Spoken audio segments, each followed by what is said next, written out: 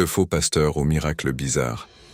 Dans la ville animée de Bokito-sur-Rivière, arriva un homme mystérieux appelé Prophète Malachi Junior.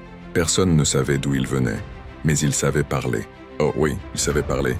Il portait toujours un costume trop brillant pour le soleil africain et des chaussures pointues qui reflétaient presque les péchés des gens. Sa Bible était énorme, qu'il ouvrait rarement. Dès son premier culte, il déclara « Je suis l'homme que Dieu a envoyé pour changer vos vies. » La foule répondit « Amen !» Mais un vieux monsieur au fond murmura « On va voir. » Le prophète Malachi avait un don spécial. Il prophétisait toujours sur des choses évidentes. « Je vois quelqu'un ici. Tu as des problèmes. » La foule. « Oui, papa prophète. » Mais son vrai talent n'était pas la prophétie, c'était la manipulation. Il ciblait surtout les veuves avec héritage, les jeunes femmes naïves, les familles riches en conflit. Il disait souvent « Dieu m'a révélé que tu dois me soutenir financièrement, sinon la bénédiction peut fuir. » Une veuve, maman Clarisse, possédait des terrains. Le faux pasteur lui dit « L'esprit de ton mari est bloqué. Il faut transférer les terres à l'église pour la délivrance. » Église, ayant à lui. Mais dans la même ville vivait un jeune chrétien simple nommé Jonas. Pas bruyant, pas riche, mais rempli de discernement. Gardez-vous des faux prophètes. Matthieu 7,15. Jonas observait. Il remarqua que chaque révélation du pasteur finissait toujours par un transfert d'argent. Le grand jour arriva. Toute la ville était rassemblée pour le spectacle du feu céleste. Le faux pasteur monta sur scène avec lenteur, lunettes noires, Bible énorme et micro. Aujourd'hui, le feu va descendre. La foule, sauf Jonas. Lui, il croisa les bras. Il demanda qu'on apporte une bassine en métal. Comme Élie dans la Bible, « Je vais appeler le feu. » L'Éternel répondit par le feu.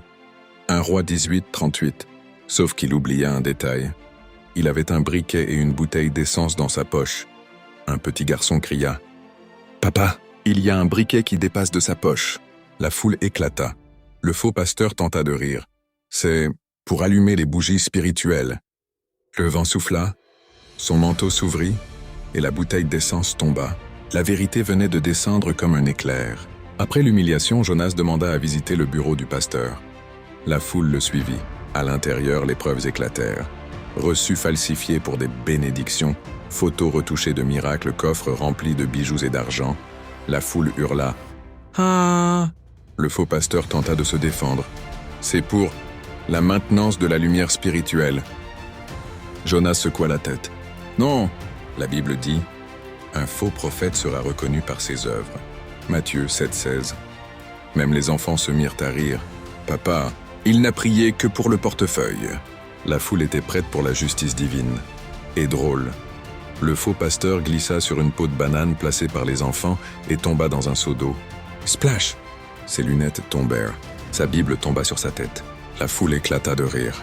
Jonas lut la Bible à voix haute. « Tout menteur qui profite de la foi des gens sera dévoilé. » Matthieu 7:16. Le faux pasteur fut expulsé, trempé et humilié. La ville apprit une grande vérité. On ne peut jamais tromper Dieu. Les vrais miracles viennent de Dieu, pas de costumes brillants ou de paroles vides. La justice peut parfois être drôle.